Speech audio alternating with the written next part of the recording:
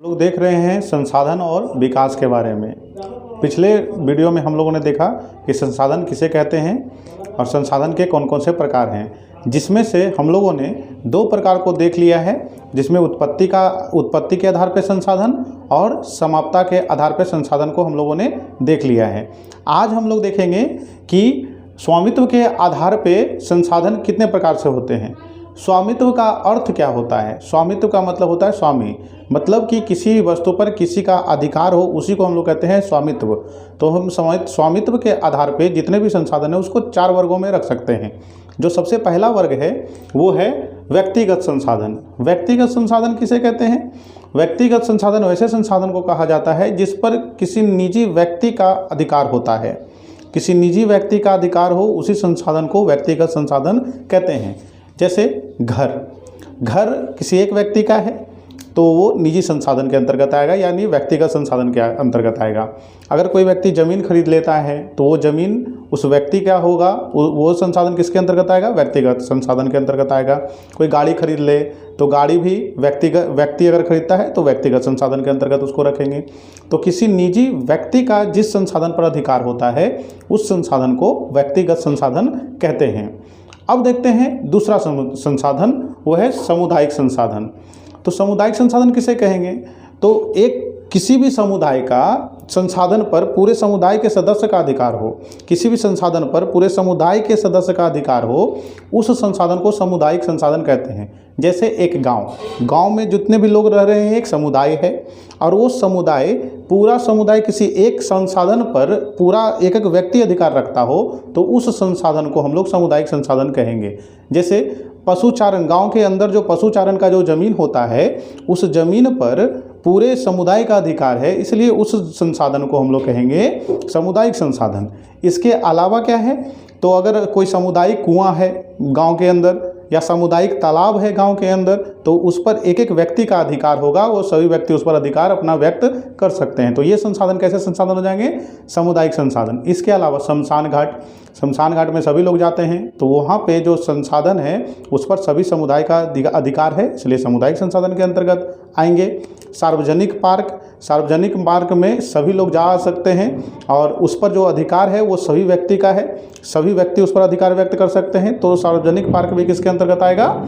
सामुदायिक संसाधन के अंतर्गत आएगा। तो दूसरा संसाधन है सामुदायिक संसाधन, जिस पर पूरे समुदाय के एक एक सदस्य का अधिकार होता है संसाधन पर, तब उसे कहेंगे सामुदायिक संसाधन। अब हम लोग देख लेते हैं राष्ट्रीय संसाधन। ये बहुत इम्पोर्टेंट भी है। राष्ट्रीय संसाधन से सवाल पूछे जाते हैं तो इसको ध्यान में रखना है, हालांकि सबको ध्यान में रख के चलना है। तो राष्ट्रीय संसाधन समझ लेते हैं। एक देश के सीमा के अंदर जितने भी संसाधन पाए जाएंगे वो सभी संसाधन राष्ट्रीय संसाधन कहलाएंगे। चाहे भारत की बात करें तो भारत की सीमा के अंदर जितने भी संसाधन पाए जाएंगे वो सभी संसाधन का उपयोग भारत अपनी मर्जी से कर सकता है, किसी का भी दबाव नहीं है उस पर। तो भारत सरकार उस संसाधन का उपयोग अपनी मर्जी से कर सकता है। तो एक देश के सीमा के अंदर जितने भी संसाधन आते हैं वो सभी संसाधन राष्ट्रीय संसाधन कहलाएंगे, इसका ध्यान में रखना है। अब हम बात कर लेते हैं समुद्री सीमा की। तो जो भारत का गुजरात है और पश्चिम बंगाल है, गुजरात से लेकर पश्चिम बंगाल तक भारत का समुद्री सीमा है, और इस समुद्री सीमा में भारत का जो राष्ट्रीय संसाधन का क्षेत्र है पूरी तरह से उस संसाधन का अधिकार जो रखता है भारत, वो है 12 नॉटिकल माइल यानी 22.8 किलोमीटर तक।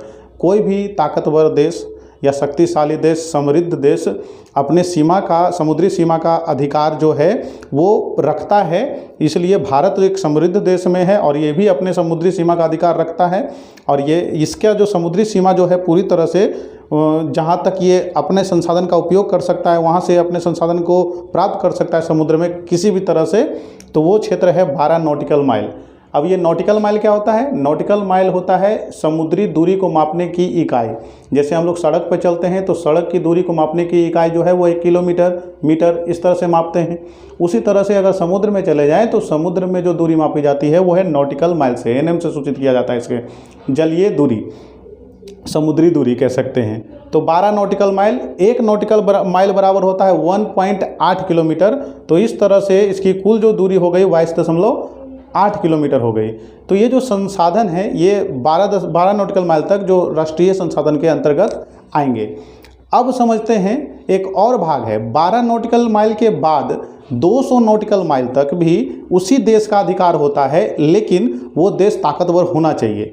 ताकतवर होगा तो वो पूरा देश उस क्षेत्र का अधिकार अपने अंदर रख सकता है। तो 12 नॉटिकल माइल से लेकर 200 नॉटिकल माइल तक भी एक विशेष क्षेत्र बनाया गया है, जिसमें वही देश आते हैं, उस संसाधन का उपयोग कर सकते हैं जो ताकतवर होते हैं। जैसे भारत तो एक ताकतवर देश है, तो ये अपने 12 नॉटिकल माइल से लेकर 200 नॉटिकल माइल तक उस समुद्री सीमा का क्या कर सकता है, उपयोग कर सकता है, उस पर भी अपना अधिकार ये जमा सकता है। तो 12 नॉटिकल माइल से लेकर 200 नॉटिकल माइल तक के क्षेत्र को जो कहा जाता है वो क्षेत्र कहलाता है अपवर्जक आर्थिक क्षेत्र, special economic zone. Special economic zone SEZ, ये इम्पोर्टेंट है, बहुत इंपॉर्टेंट है। ये वर्ल्ड ट्रेड ऑर्गेनाइजेशन के द्वारा तय किया गया है सीमा, और इसमें वही लोग आते हैं, वही देश आते हैं जो समृद्ध हैं, विकसित हैं, ताकतवर हैं। तो भारत भी उन देशों में से एक है जो 12 नॉटिकल माइल से 200 नॉटिकल माइल तक के संसाधनों का उपयोग आसानी से कर सकता है। इसका एक उदाहरण बहुत अच्छा है, अभी हम आगे उसको हम देखेंगे जब हम मानचित्र के माध्यम से इसको समझेंगे तब। अभी समझ लेते हैं कि स्पेशल इकोनॉमिक जोन क्या होता है। तो स्पेशल इकोनॉमिक जोन को हिंदी में कहा जाता है स्पेशल इकोनॉमिक जोन को अपवर्जक आर्थिक क्षेत्र कहा जाता है हिंदी में। इसको रोको। स्पेशल इकोनॉमिक जोन को हिंदी में अपवर्जक आर्थिक क्षेत्र कहा जाता है, और इसका जो क्षेत्र होता है वो किसी भी देश के समुद्री सीमा से 12 नॉटिकल माइल से लेकर 200 नॉटिकल माइल तक का जो क्षेत्र होता है उसी क्षेत्र को कहते हैं अपवर्जक आर्थिक क्षेत्र, स्पेशल इकोनॉमिक जोन। ये जो क्षेत्र होता है ये उसी देश के अधिकार के अंतर्गत आता है, इसका ध्यान में रखना है। अब हम लोग समझ लेते हैं अंतर्राष्ट्रीय संसाधन को। जो चौथा भाग है वो है अंतर्राष्ट्रीय संसाधन।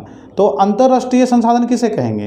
तो समुद्र में 200 नॉटिकल माइल के बाद जितना भी संसाधन होगा उस सभी संसाधनों का जो रख रखाव होगा वो अंतर्राष्ट्रीय स्तर पर होगा। तो वैसे संसाधन को हम लोग कहेंगे अंतर्राष्ट्रीय संसाधन। तो समुद्री सीमा में 200 नॉटिकल के बाद जितने भी संसाधन पाए जाएंगे वो सभी संसाधन अंतर्राष्ट्रीय संसाधन कहलाएंगे।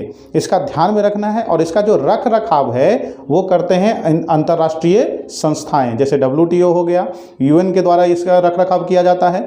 तो ये सब रख रखाव किया जाता है और इनसे परमिशन लेकर कोई भी देश उसका क्या कर सकता है, उपयोग संसाधन का कर सकता है इनसे परमिशन लेने के बाद। तो ये था स्वामित्व के आधार पर संसाधन, जो कि स्वामित्व के आधार पर 4 प्रकार के संसाधन हैं: व्यक्तिगत संसाधन, सामुदायिक संसाधन, राष्ट्रीय संसाधन और अंतर्राष्ट्रीय संसाधन। राष्ट्रीय संसाधन और अंतर्राष्ट्रीय संसाधन को एक छोटा सा डायग्राम के माध्यम से हम लोग समझने का प्रयास करते हैं। तो चलिए देखते हैं डायग्राम के माध्यम से। चलिए अब देखते हैं राष्ट्रीय संसाधन और अंतर्राष्ट्रीय संसाधन को समझते हैं। भारत का जो समुद्री सीमा है वो गुजरात से लेकर पश्चिम बंगाल तक फैला हुआ है। तो ये पूरा का पूरा भारत का जो समुद्री सीमा है वो पश्चिम में है अरब सागर, पूरब में है बंगाल की खाड़ी और दक्षिण में है हिंद महासागर। तो ये पूरा का पूरा जो क्षेत्र है वो समुद्री सीमा है। लेकिन इस समुद्री सीमा में भारत कहाँ तक अपना अधिकार जमा सकता है ये भी था। तो ये जो है भारत वो इस समुद्री सीमा के अंदर पूरी तरह से जो अधिकार जमा सकता है वो है अपनी स्थलीय सीमा से लेकर 12 नॉटिकल माइल तक। इस क्षेत्र में आने वाले जितने भी संसाधन होंगे उसका किसी भी प्रकार से ये अपना उपयोग कर सकता है। इस पर कोई भी सवाल नहीं खड़ा कर सकता है, कोई भी नहीं। लेकिन भारत एक समृद्ध देश और ताकतवर देश है, तो यहाँ पर जो भारत है वो और भी इससे अधिक क्षेत्र का उपयोग कर सकता है। तो सबसे पहले तो ये समझ लेना है कि 12 नॉटिकल माइल तक जो होगा संसाधन वो राष्ट्रीय संसाधन के अंतर्गत आएंगे, राष्ट्रीय संसाधन कहलाएंगे, संसाधन कहलाएंगे। अब इसके 12 नॉटिकल माइल के बाद 12 नॉटिकल माइल के बाद जो समुद्री सीमा होगी 200 नॉटिकल माइल तक, यहाँ से लेकर 200 नॉटिकल माइल तक 200 नॉटिकल माइल तक ये जो क्षेत्र बनाया गया अंतर्राष्ट्रीय संगठन के द्वारा, एक विशेष क्षेत्र बनाया गया। ये वैसे देशों के लिए क्षेत्र बनाया गया जो देश समृद्ध और ताकतवर थे। तो भारत समृद्ध और ताकतवर दोनों है, तो इसलिए भारत इस क्षेत्र पर भी अपना अधिकार रखता है। इन क्षेत्र में भी अगर कोई संसाधन पाया गया, खनिज पदार्थ पाए गए या तेल पाया गया, तो उसका आसानी से ये क्या कर सकता है, उपयोग कर सकता है, ये पूरा अधिकार उस पर जमा सकता है। तो इस क्षेत्र को एक नाम दिया गया अपवर्जक आर्थिक क्षेत्र। इसको इंग्लिश में कहते हैं स्पेशल इकोनॉमिक जोन, इसको शॉर्ट में कहा जाता है SEZ। तो भारत जो है एक बड़ा देश भी है, समृद्ध देश भी है, ताकतवर देश भी है, इसलिए अपवर्जक आर्थिक क्षेत्र का जो है हिस्सेदार है ये। इसलिए 12 नॉटिकल के माइल से के बाद से 200 नॉटिकल माइल तक भी जो भी संसाधन पाए जाएंगे, इस पर भी ये अपना अधिकार जमाएगा। जैसे एक उदाहरण समझ लेते हैं, मुंबई, महाराष्ट्र के मुंबई से अरब सागर में 175 किलोमीटर दूर एक तेल शोधक बनाया गया है जिसका नाम है मुंबई हाई। जिसका नाम क्या है, मुंबई हाई, जो अरब सागर में उपस्थित है, मुंबई हाई।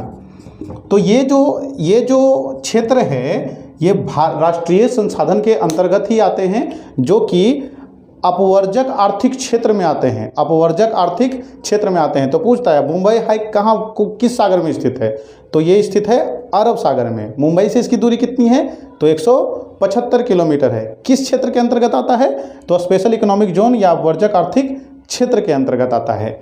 ये ध्यान में रखना है। 12 नॉटिकल माइल तक राष्ट्रीय संसाधन, 12 नॉटिकल माइल से लेकर 200 नॉटिकल माइल तक अपवर्जक आर्थिक क्षेत्र है। अब 200 नॉटिकल माइल के बाद 200 नॉटिकल माइल के बाद 200 नॉटिकल माइल के बाद जो भी संसाधन मिलेंगे वो सभी संसाधन अंतर्राष्ट्रीय संसाधन कहलाएंगे, अंतर्राष्ट्रीय संसाधन कहलाएंगे, जिसका रखरखाव अंतर्राष्ट्रीय संस्थाएं करती हैं। इनसे भी परमिशन लेकर कोई देश उस संसाधन का उपयोग कर सकता है। जैसे अंतर्राष्ट्रीय संसाधन में हम लोग हिंद महासागर में 200 नॉटिकल के बाहर भी खनिज पदार्थ का खनन कर रहे हैं, जो अंतर्राष्ट्रीय परमिशन हमको दिया गया है, और उसके द्वारा हम लोग क्या कर रहे हैं, खनन कर रहे हैं। तो ये डायग्राम के माध्यम से समझना आसान हो जाता है कि जो भारत का जो स्थलीय सीमा है, इसके अंदर पाए जाने वाले जितने भी संसाधन होंगे वो तो राष्ट्रीय संसाधन होंगे, साथ ही साथ 12 नॉटिकल माइल समुद्री सीमा तक भी जो संसाधन पाए जाएंगे वो राष्ट्रीय संसाधन के अंतर्गत आएंगे। ये सभी देश के साथ हैं, लेकिन कुछ विशेष देश हैं जो 12 नॉटिकल माइल से लेकर 200 नॉटिकल माइल क्षेत्र का भी संसाधन के लिए उपयोग करते हैं। उसमें एक भारत भी है।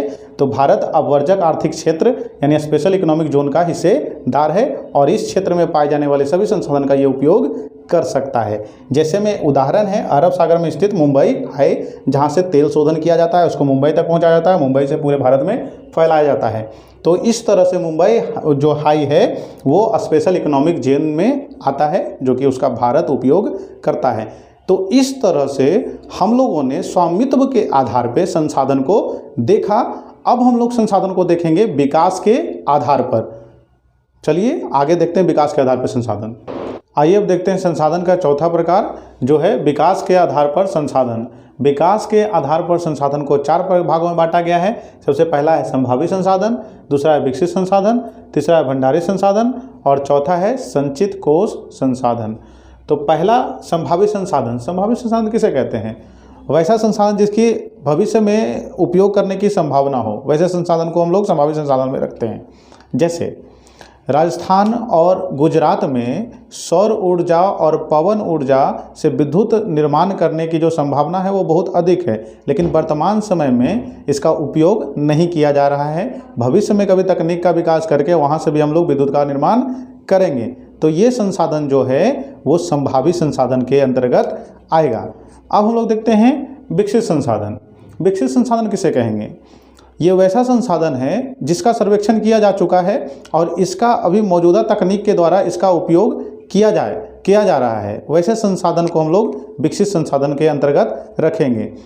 अब विकसित संसाधन क्या है? जिसका उपयोग हम लोग अभी के समय में कर रहे हैं, तो ध्यान रखना है। अब आते हैं भंडारित संसाधन। भंडारित संसाधन किसे कहेंगे? भंडारित संसाधन प्रकृति में मौजूद वैसे संसाधन होते हैं जो मानव की आवश्यकताओं की पूर्ति तो कर सकते हैं, लेकिन हमारे पास वर्तमान समय में इसका उपयोग करने के लिए तकनीक मौजूद नहीं है, जिसके कारण भंडारित संसाधन का उपयोग नहीं किया जा रहा है। इसीलिए इसको हम लोग भंडारित संसाधन के अंतर्गत रखते हैं। जैसे में जल हाइड्रोजन और ऑक्सीजन के मिलने से बना हुआ होता है, और हाइड्रोजन जो है, हाइड्रोजन बहुत ही ज़्यादा ऊर्जा की पूर्ति कर सकता है, लेकिन वर्तमान समय में हाइड्रोजन से ऊर्जा बनाने की तकनीक हमारे पास मौजूद नहीं है, जिसके कारण ये जो है वो भंडारित संसाधन के अंतर्गत रखा गया है इसको। तो भंडारित संसाधन कैसे संसाधन कहेंगे? ये वैसा संसाधन है जो मानव की आवश्यकता की तो पूर्ति कर सकता है, लेकिन वर्तमान समय में इसका कोई तकनीक उपलब्ध नहीं है, जिसके कारण इसका उपयोग नहीं हो रहा है। इसीलिए इसे भंडारित संसाधन के अंतर्गत रखा गया है। अब बात करते हैं संचित कोश संसाधन की। ये वैसा संसाधन होता है जो कि प्रकृति में मौजूद है और हमारे पास वर्तमान समय में इसका तकनीक भी मौजूद है, जिससे कि हम इसका उपयोग कर सकते हैं, लेकिन वर्तमान समय में इसका उपयोग नहीं किया जा रहा है पूरे बड़े स्तर पे। जैसे में सौर ऊर्जा, पवन ऊर्जा और जल ऊर्जा से विद्युत का निर्माण करना, ये बहुत बड़े स्तर पे नहीं हो रहा है। आज भी कई जगहों पर बहुत छोटे स्तर पे ही जल से विद्युत का निर्माण हो रहा है, या पवन से विद्युत का निर्माण हो रहा है, पवन ऊर्जा से। उसी तरह से सौर ऊर्जा से भी विद्युत का निर्माण हो रहा है। धीरे धीरे हम आगे की ओर बढ़ रहे हैं कि आने वाले समय में बहुत बड़े स्तर पे इनका उपयोग हम लोग कर सकते हैं।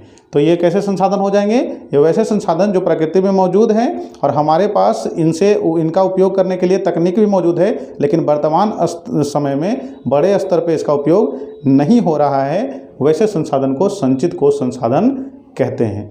तो इस तरह से संसाधन जो है टॉपिक वो समाप्त होता है। संसाधन के बारे में हम लोगों ने देखा, संसाधन का वर्गीकरण देखा। अब संसाधन के बाद हम लोग समझेंगे विकास के बारे में। विकास का जो टॉपिक है वो अगले वीडियो में हम लोग देखेंगे। फिलहाल अभी जो बताया गया है उसको ध्यान से पढ़ें, बार बार सुनें, बार बार समझें और इसको बार बार प्रैक्टिस करने का प्रयास करें, ताकि आपके एग्जामिनेशन हॉल में आपका एग्ज़ाम जो है वो अच्छा जाए और परफॉर्मेंस अच्छा रहे। इसके लिए तैयारी करें, और ये जो टॉपिक है आने वाले समय में भी आपको काम देने वाला है, इसलिए इसको ध्यान से पढ़ें। तो आज के लिए इतना ही। धन्यवाद।